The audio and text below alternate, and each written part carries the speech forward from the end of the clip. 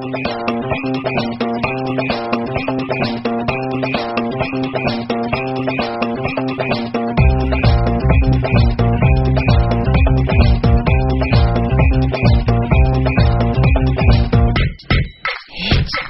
and welcome to the EMSNation podcast.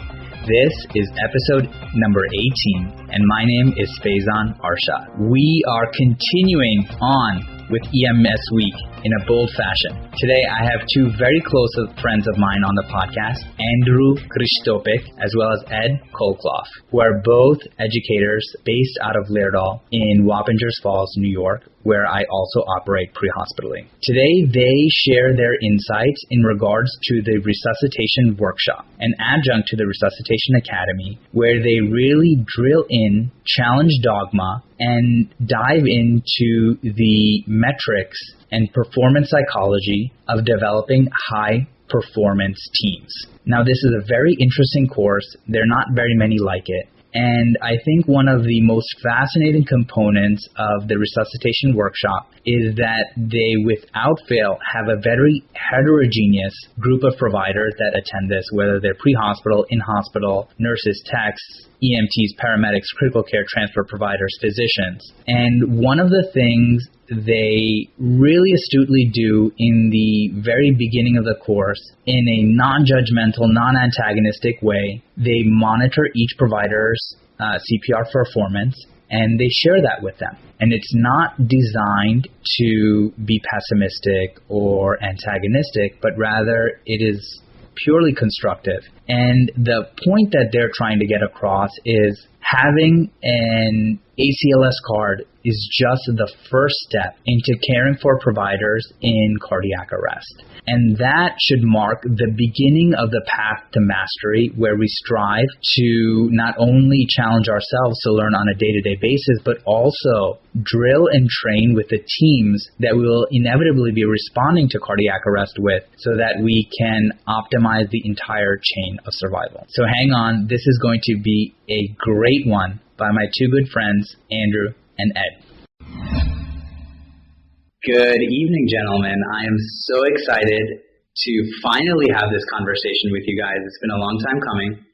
And we are going to be talking all about the Resuscitation Workshop, designing high-performance teams, the psychology that goes into building a team, critical factors related to both leadership and followership, and sort of questioning the dogma of the way we're taught and not taking anything for granted so that we can optimize our patient outcomes.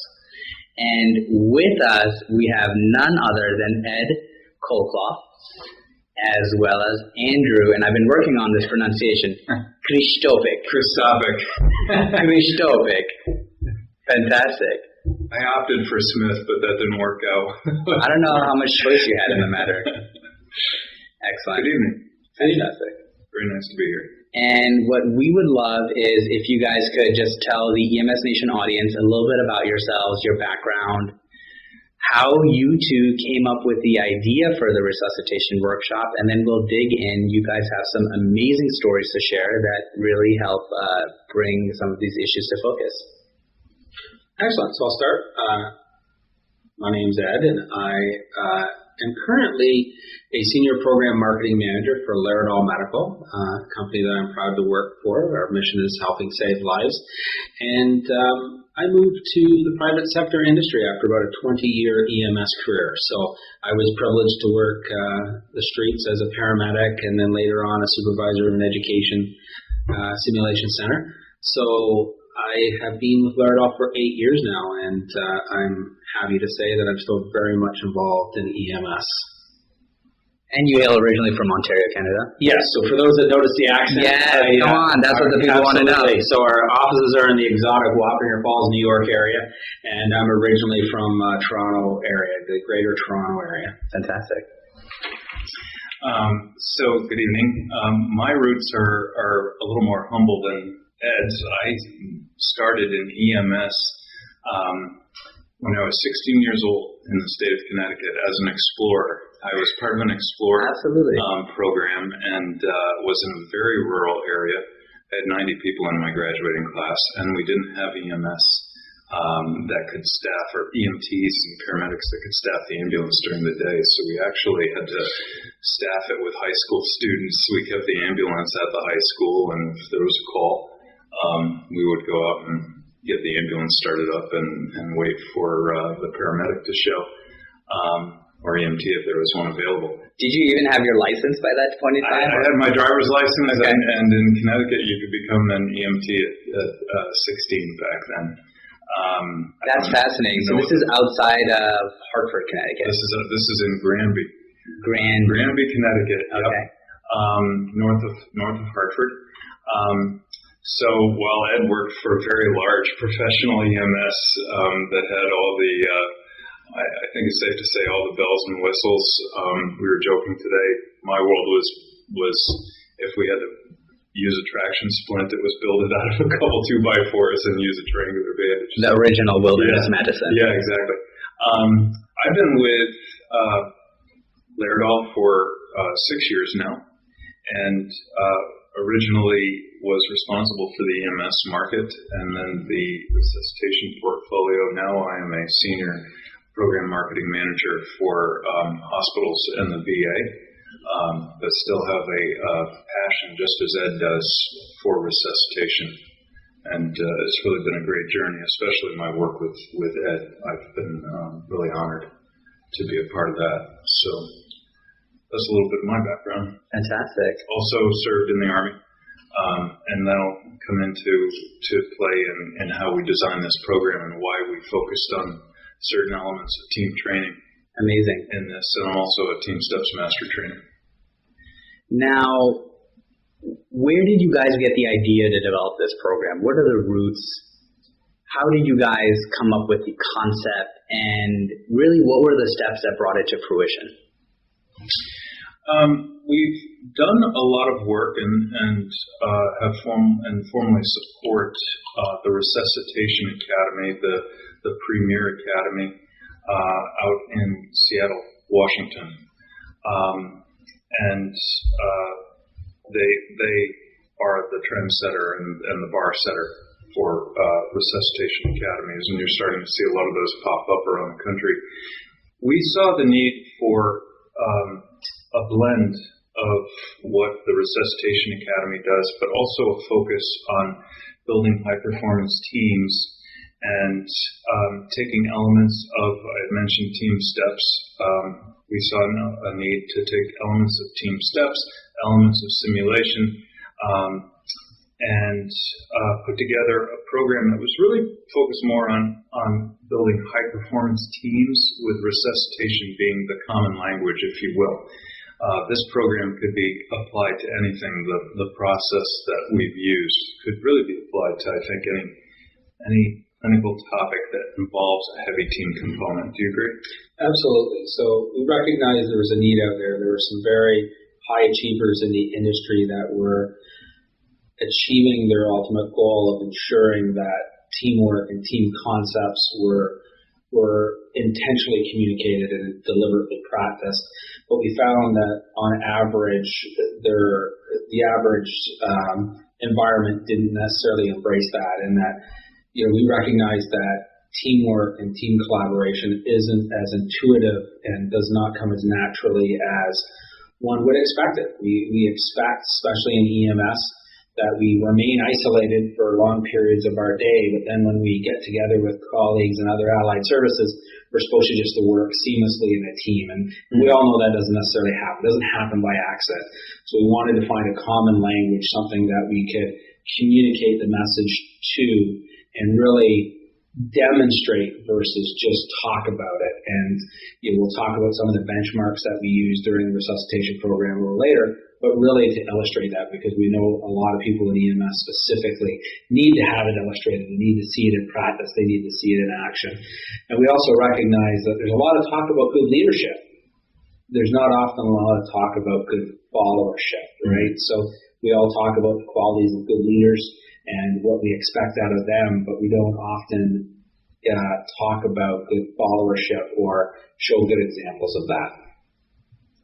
We recognize the need it was really about a gap analysis, recognizing, and one of the opportunities that we do have is we have exposures to a lot of different EMS agencies, both in Canada, United States, and Latin America as well. So we're privileged in seeing some of and having exposure to some of the best systems in the country.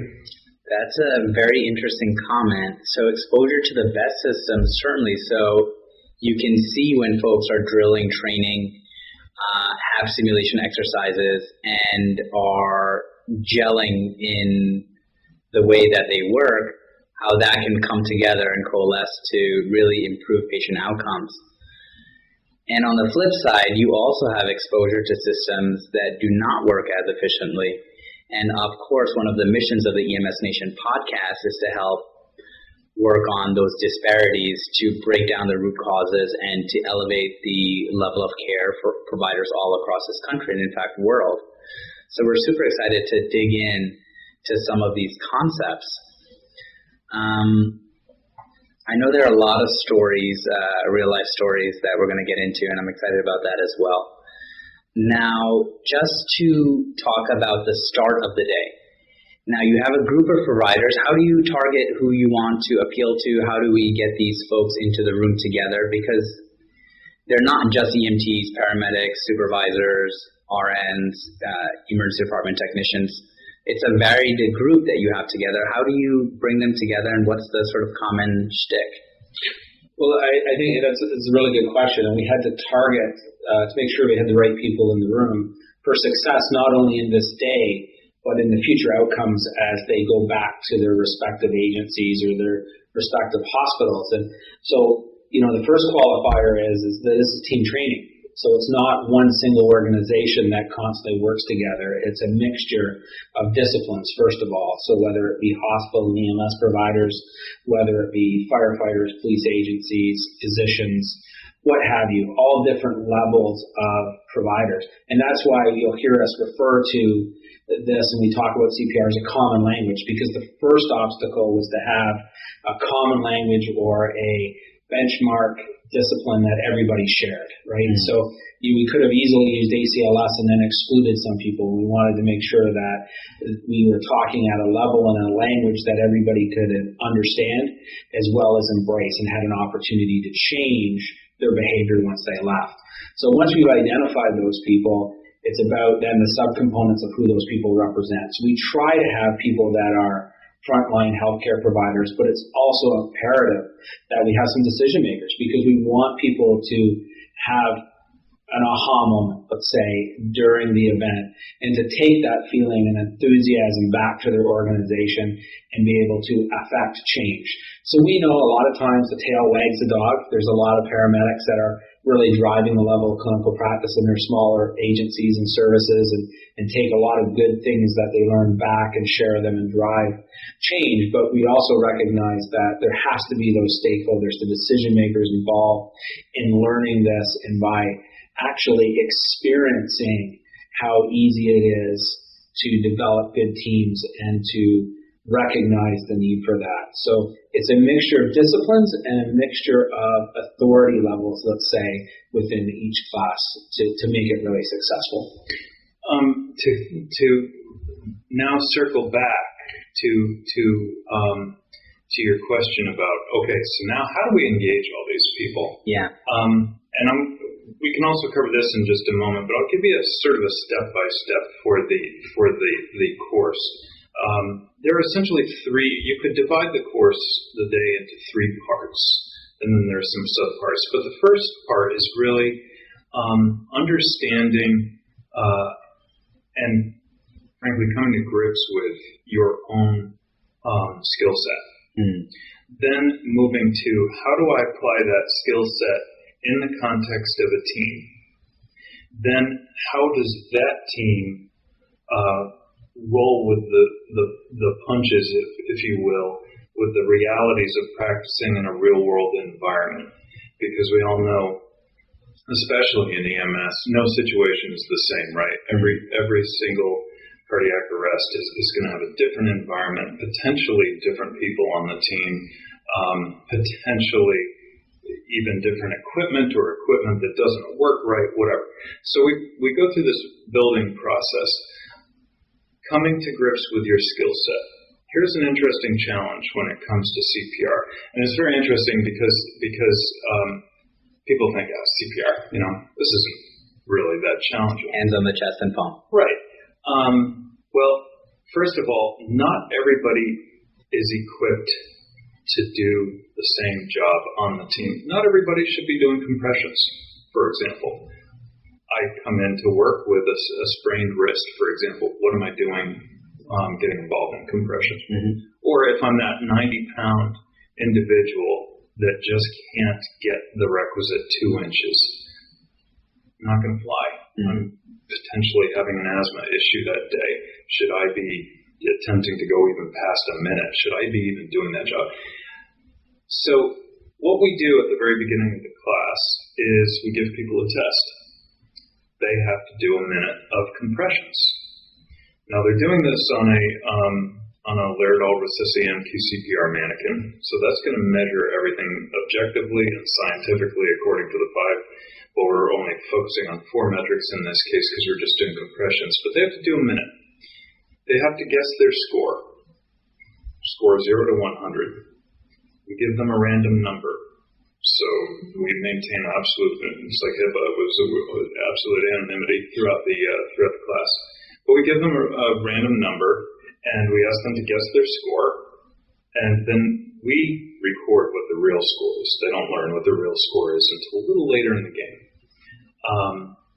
We will typically get people, and this is natural. They have been doing this for 20 years. I started at 16 years old as an EMT. I can do this in my sleep, right? Mm-hmm. We typically get people that say, I could do this. I got a 100. I got a 90. I got a 95.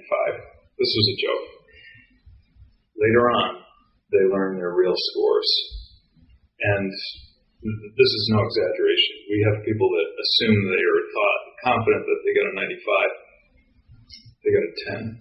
Mm. Or somebody that got thought they scored 100 and they scored only 5. Often hand placement is a big issue. Leaning on the chest is a big issue.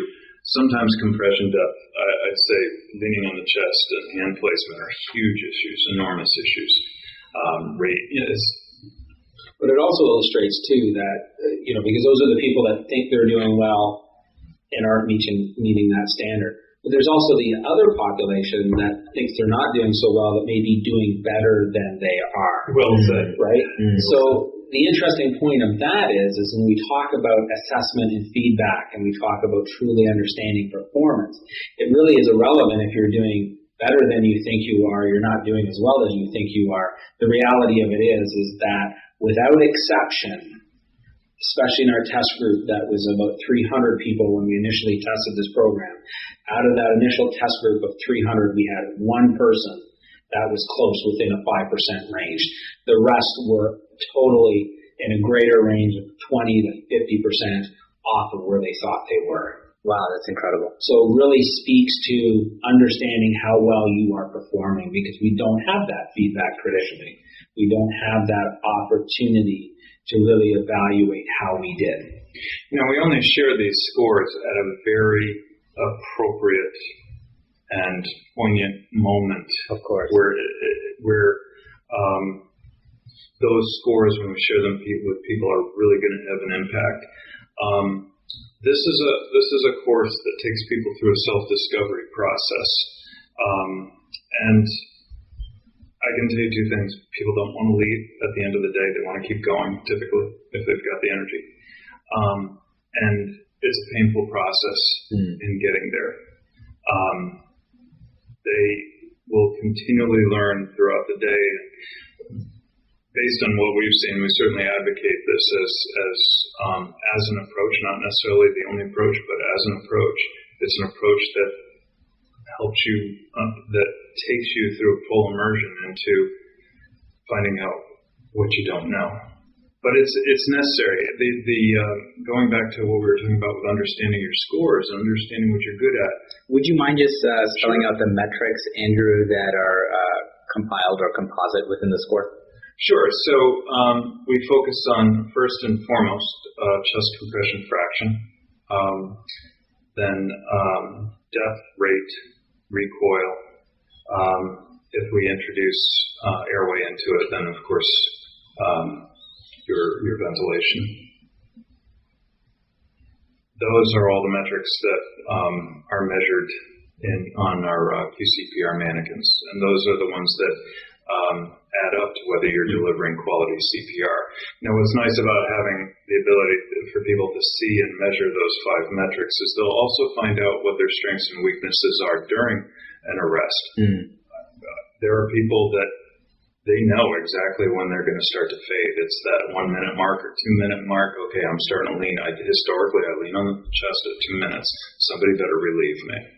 Or I just don't have, maybe my hands are too big for the bag. I better just use 2 fingers. This is my method for using BVM. Yeah, some people may need to use their full hand because they've got small hands, but helps you develop that muscle memory. But I hope that answered your question.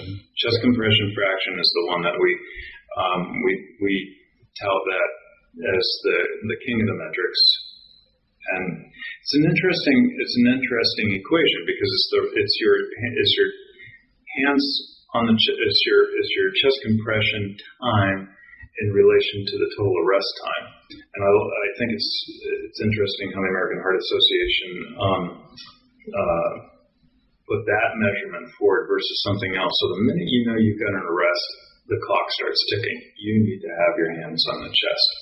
The queen of the metrics, we say, is recoil, because that's where most people, they start to get tired, and that's where most people start to.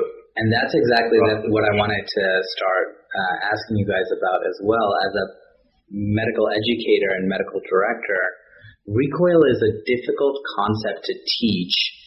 And also to have the self-awareness to both, one, understand that you may be becoming fatigued during your chest compressions that you're giving, and then understanding what recoil is, number 2, and then ultimately understanding the adverse effect it has on the intrathoracic pressure regulation and, preload. Those are difficult concepts to teach. And that's why the team concept is so important, because it shouldn't be just your awareness.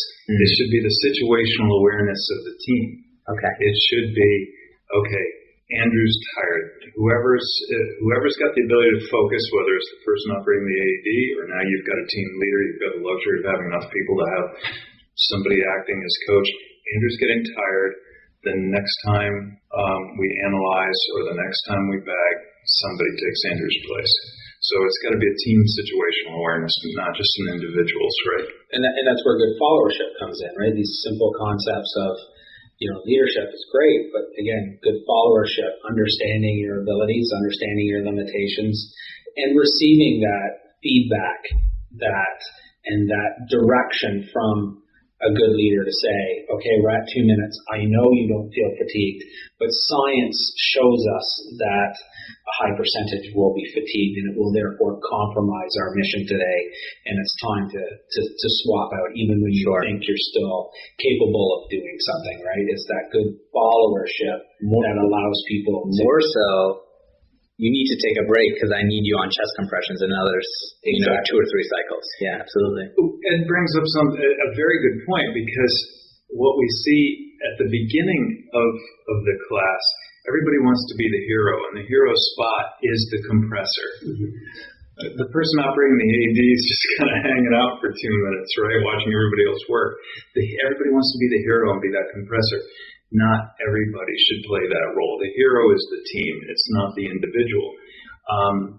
It's also very tough for people who now have a card in their wallet that says, I'm CPR certified, to say to the group, I know I have a card, but I have to disqualify myself for this role today.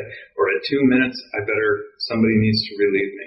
That's tough for people to do in our environment, in the healthcare environment, I think.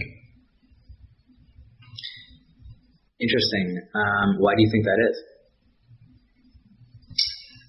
I think the card, and I'm quoting somebody else who's very active in this field. Card never saved a life, right? But I think the card holds us to a standard that we sometimes don't fully understand. It's akin to driving a car. Just because you can drive a car doesn't mean you're necessarily ready to go out into immediately into four-lane traffic in LA, let's say, during rush hour. So the card gives us perhaps, and this is my speculation, but from what we've seen at Owen and Ed's comment, but I think the card gives us a certain level of empowerment that is artificial. It means we passed the test. It means we passed the threshold. But it doesn't mean that we should stop thinking about where our strengths and weaknesses lie. It's that difference between compliance and competency, right? We complied, but that doesn't mean that I shouldn't stop learning, that I shouldn't stop self-reflecting, and also shouldn't realize my strengths and weaknesses. Yeah, I would agree, right? So we tend to think a lot of times that our certification is a mastery level certification, and it really isn't, right? So when you get your CPR card, people are doing very well, and I admire people that want to obtain any certification, but how many of us continue on to say this was only the start, not the finish line, right? So a lot of people perceive I've got my card, and whatever it is, it's not just CPR, but anything, that's the finish line, and it really isn't. A great instructor of mine, in paramedic school way back in the day, and he says, Ed, you've got a decision to make. If you had a paramedic come to your family member, because we were talking about what the minimum pass was in the class, and he said, you shouldn't even be thinking like that, because when someone comes to your loved one, do you want a 70% medic, or do you want the 100% medic? Who strive for 100% or who strive to pass? And I think a lot of times we think that way, that this is the finish line, and we don't go back, and we don't have the opportunity to practice. It's not always an individual problem. Sometimes it's a systemic problem. So we all know in education that there is hundreds of learning hours that we would like to do, but then we only have access and contact with those students for a portion of that. So things get pushed aside. We have to prioritize. We have to triage. And I think what happens is that we tend to think of certification as a mastery level, and we never revisit our skill set. I also think it is really reflective of the personalities that go into healthcare, and especially EMS and emergency services, that we're driven to help. We are driven to be there. We work in an environment where quite often we are alone, right? Or just with a partner. I worked in an environment where I was a PRU medic, so I was there by myself very often. So often I had no choice but to do things by myself, and it wasn't ideal. So being used to working in less than ideal circumstances, having to function so independently and autonomous, that quite often it just reflects into how we interact once the team arrives, that we forget that we have support, that we forget that we are now part of a greater collective, and that we need to be a good follower now and take direction from a new leader. So I think there's many behavioral and psychological things that feed into it, but I think those are the two major ones. Gotcha. So the course starts out by challenging the preconceived notions and conceptions. Hey, I'm a high performer, CPR, I have my card, I'm ready to go, I want to be the hero. And on the flip side also, you may have folks who are like, you know what, I feel like I need more training in this, it's been a while since I've responded to an arrest. Let's see how I do, and they may end up performing better than they had expected. So in a non-judgmental, anonymous way, we're informing them and sort of triggering the initial aha moment of the day and priming folks to now say, all right, I'm open to learning. There's clearly value in this course. How do you transition the first part of the day and challenging one's ego, etc., to then move on to the team dynamics and some of the team development? So I think you're dead on. It's a safe learning environment. So by establishing a safe learning environment and making it fun and interactive, and having that aha moment, they instantly want to learn more. They instantly want to experience more, because most people aren't in there to really learn. They're there to experience. And we provide them with that. We provide them with a safe place to have that experience. Hey friends, I'm going to take a brief moment to pause the show and bring you a word from our sponsors. No, not the sponsors you may traditionally think of, but rather sponsors that are aimed to help eliminate healthcare disparities. This is a very special project I'd like to announce during EMS Week for folks to trial. It comes at absolutely no cost and is ultimately designed to optimize your training experience and help translate into improved outcomes within your community in relation to out-of-hospital cardiac arrest. Recently, a group of colleagues of mine and I had the pleasure of coming together and reviewing the science and literature on feedback in CPR, and the data pretty much speaks for itself. Dr. Bobrow, the state EMS medical director of Arizona, has done tremendous work on this, and we now know that all the major defibrillator companies come with some sort of active CPR feedback. Nevertheless, we are acutely aware that once you know a single EMS system, you know a single EMS system, and budgetary constraints are real-world problems and challenges. Not everyone can afford the defibrillator component to their device. So, what have we done is designed a watch app for the Apple Watch called Perfect CPR. Now, we should be very important to state this is designed for training purposes only, but nevertheless, once a provider opens up the app using the accelerometer and gyrometer built into the Apple Watch, you will be able to get direct feedback on your rate, depth of compression, as well as recoil. So please check this app out. It is available at $0 in the Apple Watch iTunes Store and is called Perfect CPR. Please also find us and follow us on Twitter at Perfect CPR.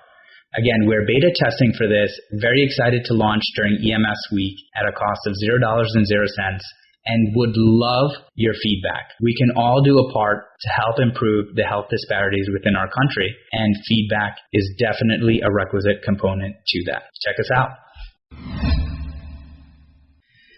We mix it with a lot of emotion. There's some great opportunity to understand the why we need to improve, right? So we share experiences through videos, some survival stories that really drive home, that tug at the heart, the nerve center of all the people that we know are, emergency responders, right? Because we're all out there because we're caring and compassionate. So we give them the why. So the next is why that you need to do better. The realization that, you're not performing at the level you think you are, good or bad. Then we give them the why. They're driven to want to improve, especially in a safe and friendly environment. That competitiveness comes out. There's a lot of driving factors, but ultimately they're really inspired by a lot of the content that we provide them. And ironically, it's content that they know. We are providing them with things they don't already know. So everybody has an awesome survival story that they know of, that they are intrigued and in touch. But I think a lot of times we forget about those. And that's really what we're counting on, is that inspiration, those experiences that maybe brought them into this business or keep them going every day. And we're showing them why it applies to this particular topic. And we do this, we pace this out throughout the day. We also give them elements of the physiology that's important at that moment. So we help them understand the physiology, the basics, just basics behind perfusion pressure and what that means and why 30 compressions are important. What's going on during the first 20? You're just priming the pump and you're getting some circulation, and that next 10 compressions.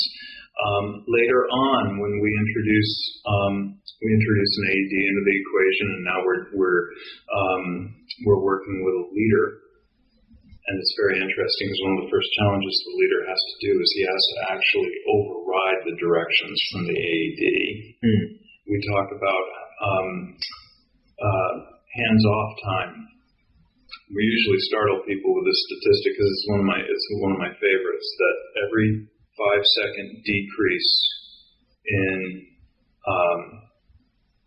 hands-off time will actually double your success rate in defibrillation. Mm-hmm. So we've got a leader saying, ignore what the AD is telling you. We're going to keep going. We're going to keep compressing here because we're going to go to the very last minute. And it's interesting to see how people will look at the leader and look at each other and wonder, all right, what should we do? They're kind of uncomfortable with that. But we give them statistics, some statistics that come out of the Resuscitation Academy in Seattle, Washington, which really startled people, statistics about survival in different areas of the country and so forth. So, yeah, they get a little bit of that throughout the whole process, and for many people, it's a humbling process, but it's important for you to know that it is really a team-building process. It's necessary to build those high-performance teams. It's an emotional experience that is supported by science. So it's the best of both worlds. We're introducing and supporting it with science, but we're allowing their emotions, their heart, their compassion to be the driving force. Speaking of compassion, there's a story that you share with an associated video. Andrew, would you mind telling us about Kylie Shea? Sure. It's the Kylie Shea story, and it came out of an ad that the American Heart Association ran, and it's very impactful. We use this video. It's one of the videos we use. It's a video we use early on after people have done their CPR. And we've collected scores. We have people build a composite of the typical cardiac arrest victim. Now, this is after everybody said I can do CPR in my sleep.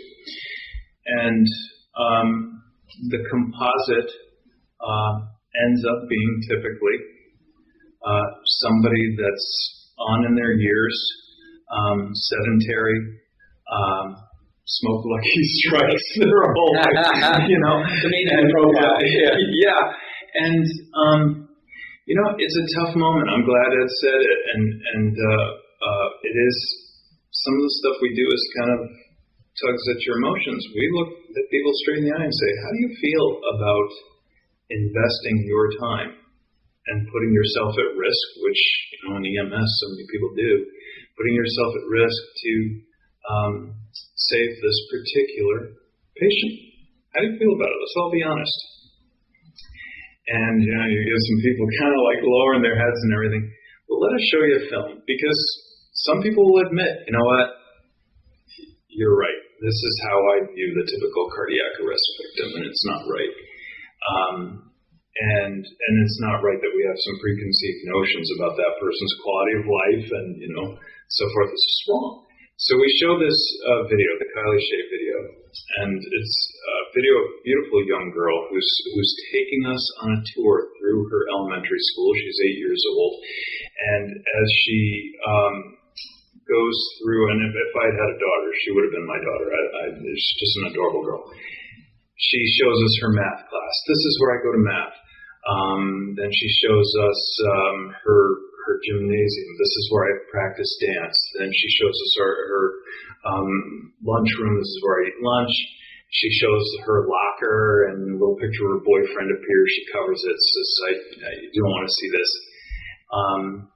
And then she says, she's in the hallway, and she says, and this is where I died. Mm. There is silence. People are smiling the whole time. They're so engaged watching this little girl give her tour of the school. And she says, this is where I died. She had a sudden cardiac arrest. I actually got a chance to see her speak at the survivor dinner at the ECCU survivor dinner. Remarkable young girl. Her cardiac arrest was caught on camera on the school security cameras. Mm. And everybody performed like clockwork. The chain of survival was engaged immediately. You had first responder CPR. The system was activated immediately. EMTs showed up. Paramedics took over, but there was perfect clockwork to how this worked. Well, today she's alive and well. And at the very end of it's hard not to get choked up. As we talk about it, at the end of the video, she says, "This is where I say thank you." And there's, again, dead silence. And usually a lot of tears in the room, frankly. Now we ask the tough question, who is prepared to save Kylie Shea? Silence. That's when we read the scores. That's when people get in the game. The rest of the day is no problem.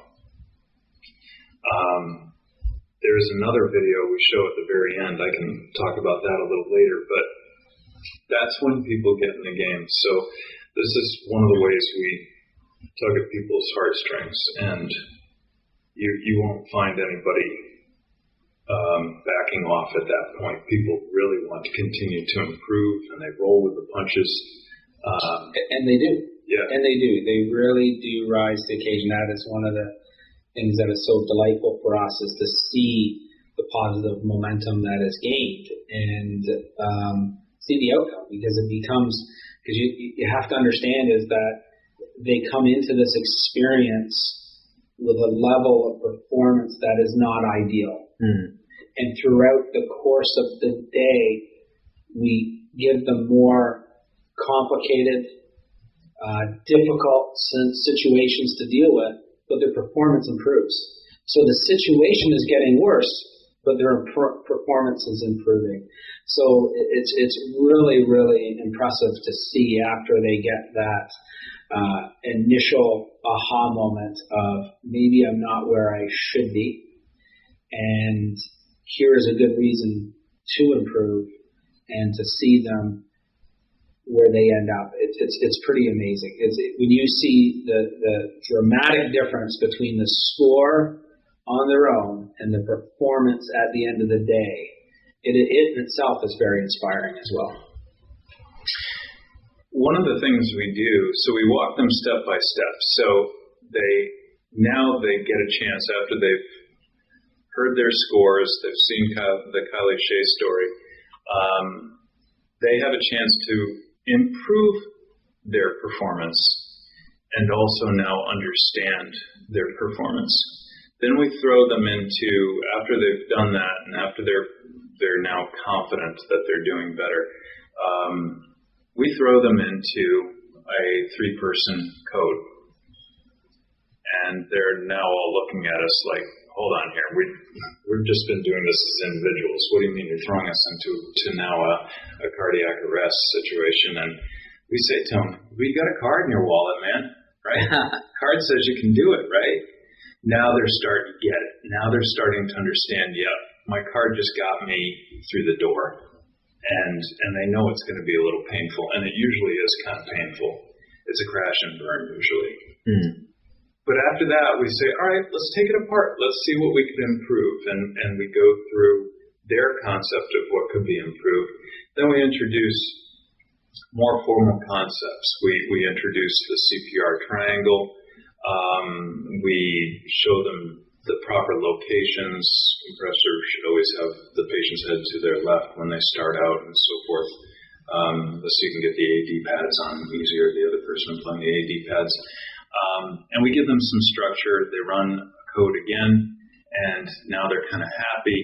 But you see now the need for leadership. Some people start saying, hey, we need a leader, because now these people are getting good. They're getting so good that they're kind of colliding with each other because they all have strong opinions. Meanwhile, we're like drill sergeants. We're like, just compression fraction, you're leaning. We're pretty tough. So they're getting the metrics. We ask them to repeat them out loud.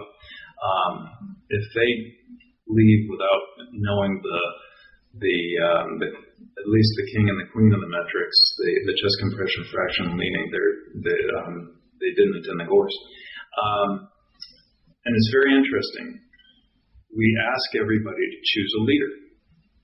These are groups of, by the way, typically 4 to 6 people. That's typically the range we train per mannequin. And folks have not really worked together before. This is a heterogeneous group. Yes, thank you for saying that. We make people count off as we form teams. There's no, you get to work with the person you work with every day. Which is likely a real-world example because, you have 911 priority dispatch for cardiac arrest. You're going to get some volunteers that show up. You'll have a BLS ambulance. You'll have a private ALS ambulance.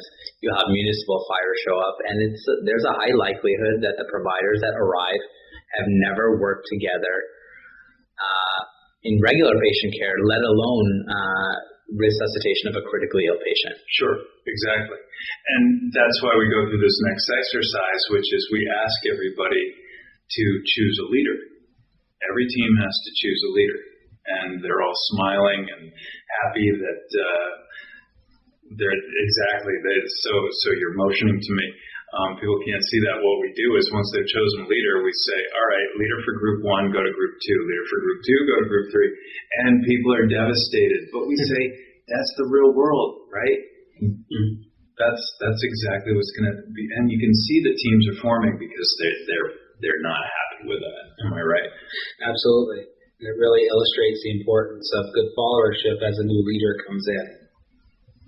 So why don't you talk about what we do to have people now, once they've chosen a leader, now they go through the exercise of, do you know your equipment? Absolutely. So again, to add challenges. So as I said earlier, as the day progresses, the challenges become greater. Because if we just allow them to practice the same situation, then of course they're going to improve, right? And again, all these principles really apply to all level of care, right? So it's about simulating and using deliberate practice to improve any particular skill. But because this is really about resuscitation, and again, we wanted everyone to be able to participate irrespective of their level of care, we provide them with AEDs and BVMs and some physical challenges as well. So as the day progresses and as the exercise progresses, and again, we switch from exercise to information to back to exercise. So we either provide them with an inspirational review of the Kali Shea story, or we provide them with some science to support the next exercise as we move forward. Each exercise challenges them in different ways.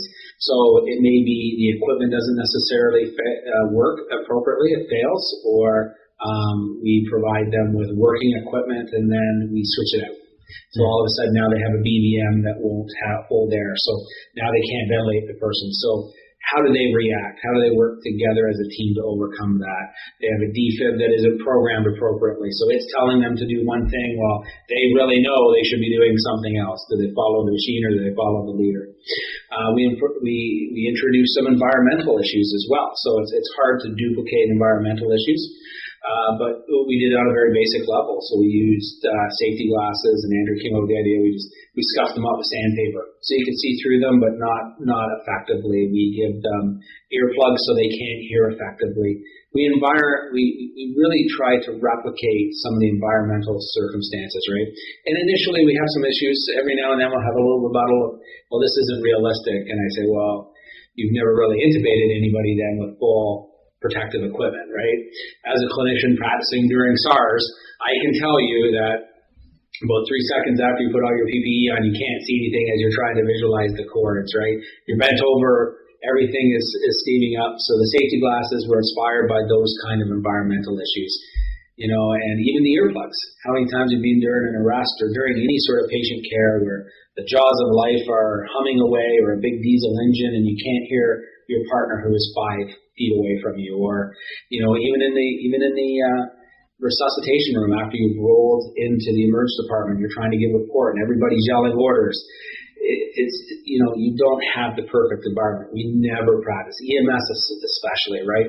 Quite often it's inhospitable and dangerous, never mind comfortable and convenient. So we also introduce those environmental stumbling blocks as well. So it's equipment failure, it's environmental issues, and the expectation of performance continues to grow. And without exception, in every workshop, their performance continues to improve at the same time as we see good examples of good leadership and good followership. One of the concepts we introduce at this point, and I'm glad you mentioned, for example, the BVMs, because it's a very simple exercise. is improvise, adapt, overcome. We become focused on what we are used to using, for example, in our equipment, and we get focused on our environment. So what happens when the BBM doesn't work? And also, is the team being situationally aware when suddenly the BBM doesn't work? Do you pull out a pocket mask? Do you do mouth-to-mouth? Do you find some other means? Do you just do compression only, for example, in that case? So what we do is we take a box cutter and we cut a small slit in the BBM that nobody can see. But when they start using it, it feels normal, but there's no chest rise. Well, is anybody looking for chest rise? The great one is when we put soda cans in the AED bag and the soda cans come out. That kind of flips people. Instead of an AED. Instead of an AED.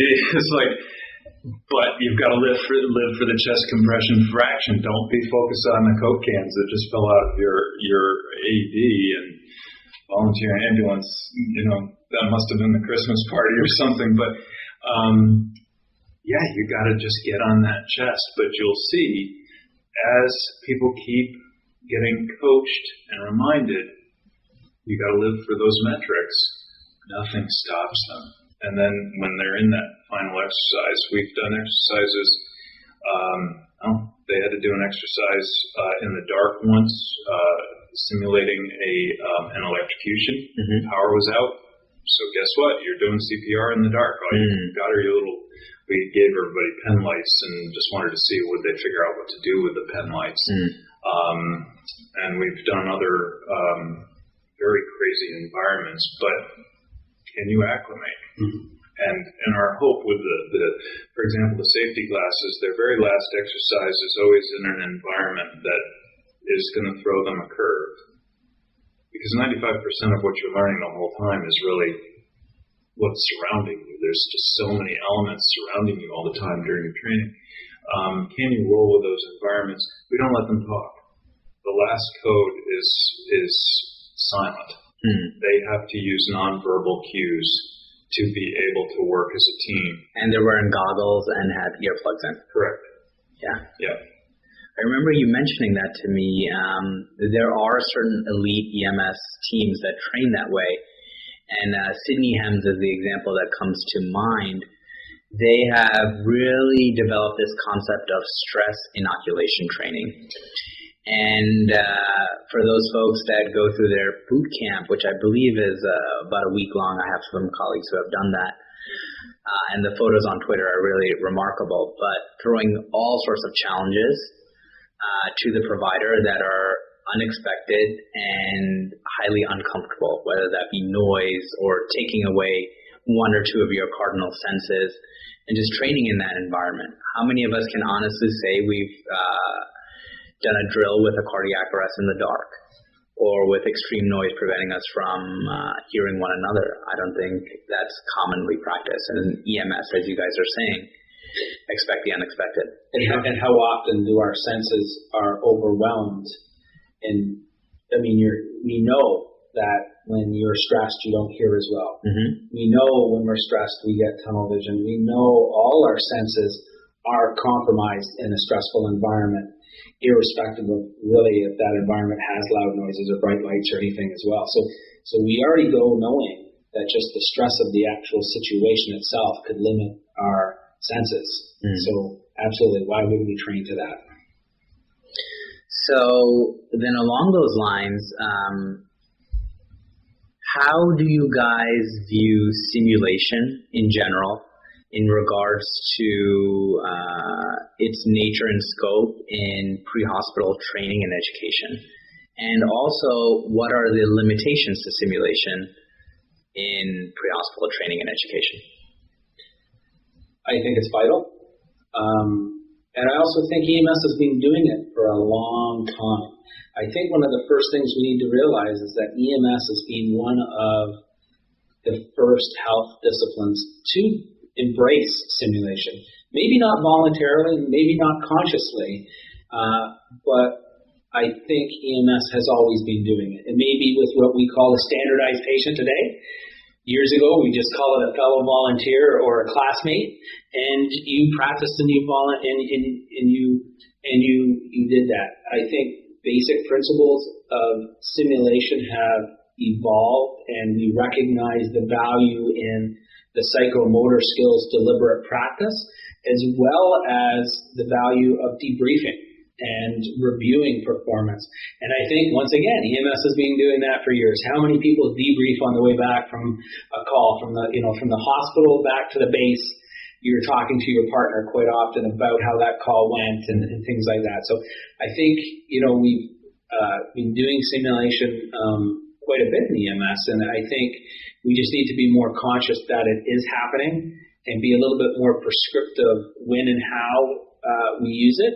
But I think there's no limits. I think we need to use simulation for a lot more things. So typically we think simulation is a great opportunity to improve our clinical skills. I think we need to realize that simulation and deliberate practice allows us to improve a lot of things that ultimately will improve the patient outcome. And it's not always about truly just clinical skills. Sometimes it's about testing processes and systems and other things as well. So ensuring that the whole system is up to spec and ready to go, right? So understanding that our senses are compromised during a stressful environment is key. And when you simulate simple things like repetitive motion or repetitive tasks that lead you to where that particular tool is you need to do your job, that you don't have to think about it. All those things that I think is currently happening in EMS, we just need to do that as well. Adding other influences like new team members and different equipment. All of a sudden you show up and you're at, say, an MCI. An MCI doesn't have to be hundreds of patients, but just all of a sudden the fire department brings you a piece of equipment that you're not familiar with, i.e. a bag that you don't know where things are. How do you overcome that stress? How do you know? All of those things. So whether it's testing processes, whether it's testing and preparing us for clinical practice, I think simulation doesn't have limits. I think it really needs to be part of our everyday practice. I think where we need to improve is the frequency to which we do it and to the areas of our profession to which we apply it. Sure, and I know the large national bodies are in concurrence. The National Registry certainly is moving towards incorporating simulation as part of the core competencies, and we know even in paramedic education programs, using simulation to really explore those high acuity, low occurrence cases, the halo cases, can be quite instrumental. Absolutely. So we quite frequently talk about the high acuity, low frequency type of event, and that's absolutely a perfect opportunity for simulation. But it's also a great opportunity to make other experiences. So we don't suggest for a minute that simulation is going to ever replace clinical practice. What we do suggest, though, is that simulation, even in the most mundane skill sets, will help improve that clinical experience. And we've all experienced that, right? We learn a new skill set and we sent off to a clinical rotation, and the fear factor, the uncomfortable realization that the first time I'm ever going to do this is on a real person really makes that experience less productive, right? So through simulation, if you have a little bit more experience, you're not wasting that time with gaining that comfort of knowing how to communicate, knowing how to work with the team. It really facilitates an opportunity for that clinical experience to be as optimal and as positive as possible because you've simulated it so many times before. Your core competency, your psychomotor skills were developed on through a simulator, a task trainer where there wasn't that fear. That's interesting that you mentioned that. This happened to me recently. We had a 32-year-old patient present in cardiac arrest and had a history of tracheal stenosis. So brought in by the pre-hospital folks, excellent ACLS, excellent ALS care, and remained in asystole throughout. And partly because the patient was 32, I think there was an overwhelming sense by the team to continue. We started high-performance CPR. We had a team leader. There was effective communication rotation. And despite a 20 to 25-minute pre-hospital downtime, we got the patient into VFib shocked. In a refractory VFib scenario, we pulled out a second defibrillator, double-sequence defib, and got the patient back into sinus tachycardia perfusing rhythm. Fantastic. Now we're proceeding finally to our airway and attempting to intubate the patient. In the meantime, we had found the ID, and one of the team members was looking up the patient records. And my colleague was intubating and had great visualization of the cords, but could not pass the tube. Lo and behold, the patient had tracheal stenosis. And in the hospital, we had just gotten new surgical cric kits. And different than the way I had been trained as a resident, this was the Seldinger technique, advancing the wire, and I had never used the kit before. And I had taken it with me to the anatomy lab, the cadaver lab, just a week prior to run through the psychomotor skills, run through the heuristics, because in that situation, you do not want to be questioning your equipment when a life is in the hands. So thankfully, the procedure went quite smoothly. But it's that practice and that just priming your mental. Absolutely. It's deliberate practice. Absolutely. So we make the point during the course that the common factor we all face is we're all on the learning curve. And there's really two choices: learn on a real patient or learn during some form of simulation. And when we're learning on a real patient, if we don't have our skills down, that patient's being put at risk. Finally, the resuscitation community feels comfortable enough because there's enough data to be able to say that poor quality CPR is a preventable harm. We're able to now be able to say that to the public. And repeat that for me. I think that's really important. Poor quality CPR is a preventable harm. Preventable harm. Yeah, I agree. It is now falls in the realm of patient safety. So on that learning curve that we're all on, it behooves us to simulate to the best of our abilities so that when we do face the actual event, we're prepared to the best of our ability. And I think the science is really bearing this out. We know through the ROC Consortium now several randomized double-blind placebo-controlled trials, etc., looking at various aspects of out-of-hospital cardiac arrest. And again, the disparity in CPR quality across the country is staggering. And we know this because testing various devices, like, for example, the impedance threshold device, the ITD device, showed no benefit in patient outcomes.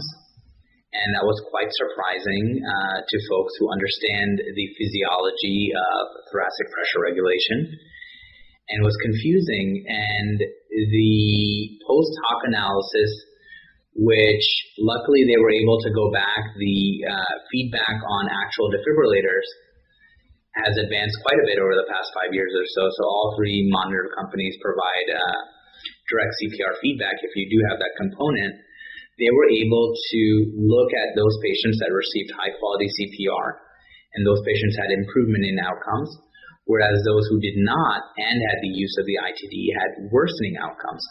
So quite an interesting paradigm where we're saying to ourselves, is it fair if you have a cardiac arrest in Seattle or, not to call anybody out, but somewhere else? Sure. Right? Absolutely. That's a preventable harm. We should all be aspiring to train to the same quality. And the same attitude.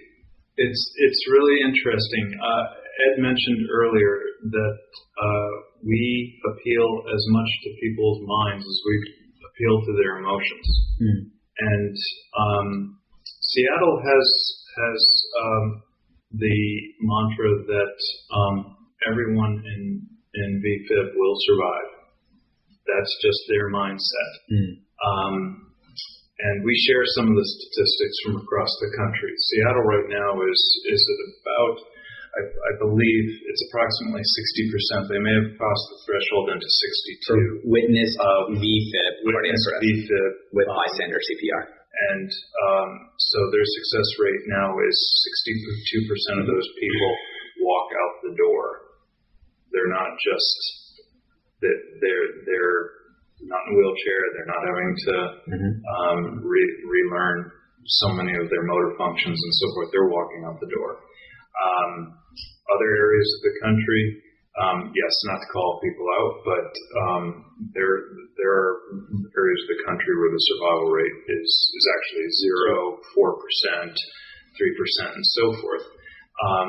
So much of that has to do with attitude. At the very end of the course, we show a video of a gentleman who had a cardiac arrest in North Carolina and was treated by the Duke hospital system. He was ushered through the chain of survival beautifully. But this is how we tie everything together and say you've got to have the right attitude. Everything we've taught you today has to come together with the right attitude being the engine. Doctors and EMS performed CPR on him for 45 minutes. And he survived intact, mentally intact, and was able to walk out the door. He did have to go through the cath lab, but so was hospitalized for a brief bit. But there's a beautiful part at the very end where he says thank you, another thank you, another survivor saying thank you. And again, silence in the room after that. It's a tough video to watch. It's a very tough video to watch, but that's the final note that we leave people on. Again, people don't want to leave. They want to just challenge another code and see what else they can do. It's really a nice moment. Sure. We've had some great success stories too.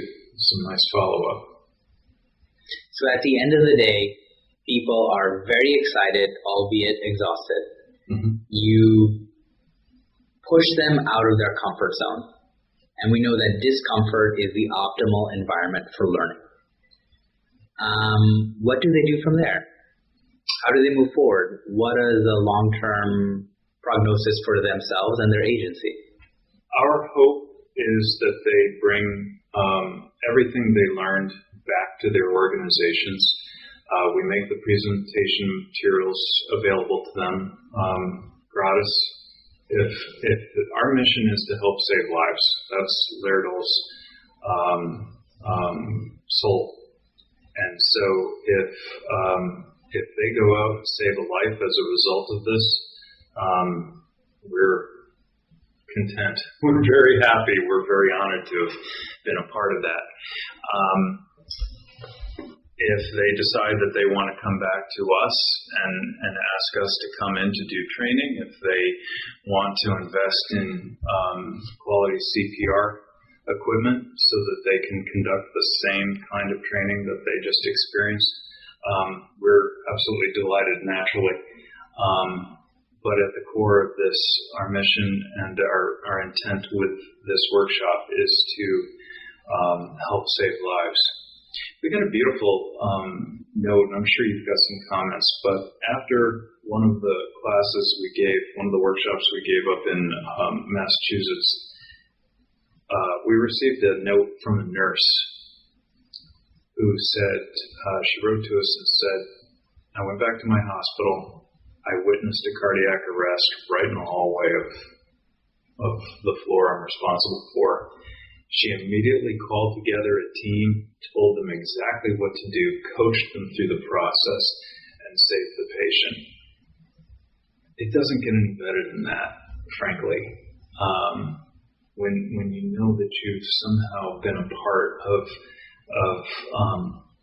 that kind of an experience in a patient's life, in the nurse's life, in the lives of those other people who are involved, it just doesn't get any better than that.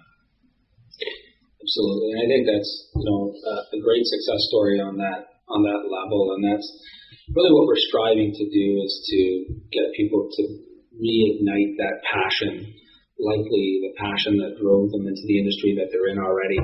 We just want to hope that they go back with that enthusiasm and passion. We hope that it's contagious, right? Because we see it spread like wildfire throughout the day, that we hope they take the messages and the knowledge back, and even in the smallest form, and have an effect in all parts of their organization and their business, really, is they take that passion and the desire to measure, to improve, and to really impact in a way that we all know that they can. And that's where our success stories are so delightful, is that we had that experience where people have gone back and they've used it as the starting of something even better. They've taken that passion and that enthusiasm, and it has been contagious in their organization, and it's led to the implementation of different processes and different changes in the way they do business. And that is really ultimately what we want it to do. We want it to be contagious.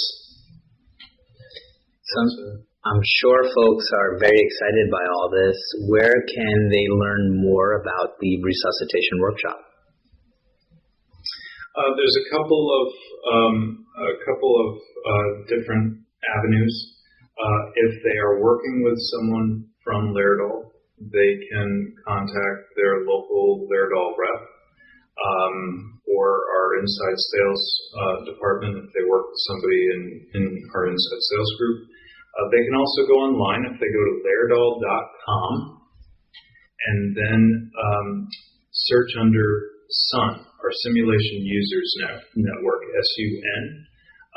They'll find a copy. If they follow the page down to resources, they'll actually find a copy of the presentation slides we use. Best way, though, is to reach out to your local Laerdal rep or somebody in inside sales. They'll have information about when the next workshop is. They'll be able to trace that down. Sure. All right, gents, I really want to sincerely thank you for your time. That was a great conversation. Are there any asks or requests that you have of the EMSNation audience?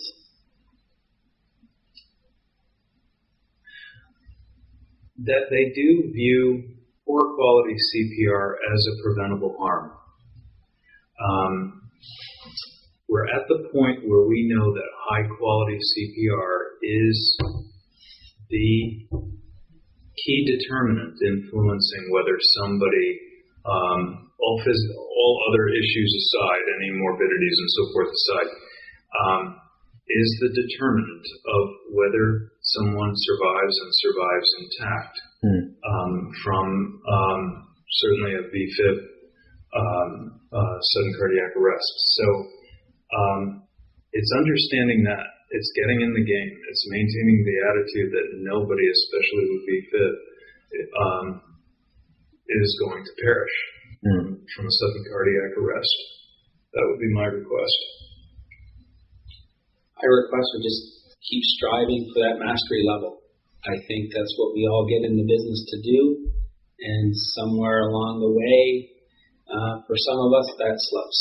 I think it's to embrace the passion and to strive for that master level at whatever level you're at, whatever level your clinical practice is, you can impact significant change. I have an EMS background, but I've also been on the other side. I've been from paramedic to patient. I know the impact that EMS has on everybody's lives every day. And just to always strive to be the best that you can be. And sometimes that's being a good follower as much as it is being a good leader. Well said. Andrew Kristopik, thank you, sir. Ed Coleclough, thank you, sir. This is Faizan Arshad, wishing everyone a safe tour. Thank you so much, EMSNation, for tuning in to the second installment of our EMS Week podcast series. We would love to have some of your feedback. How do you all design high-performance teams? Do you use simulation within your service?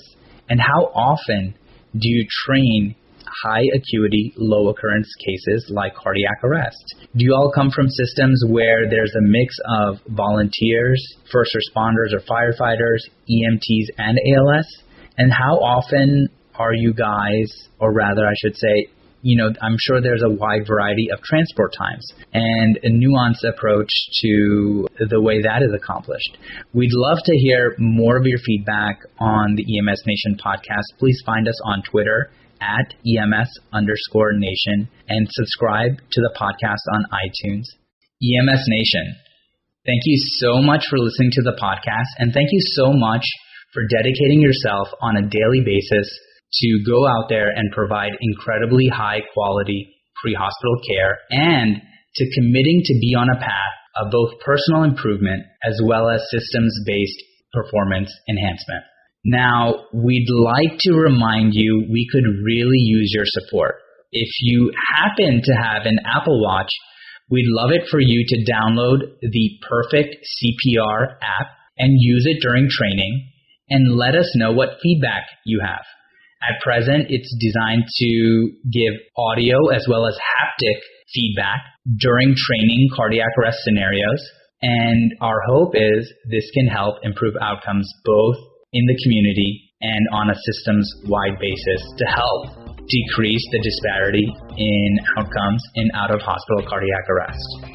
Please tune in for the next episode of EMS Nation during EMS Week. This is Faizan Arshad, wishing everyone a safe tour.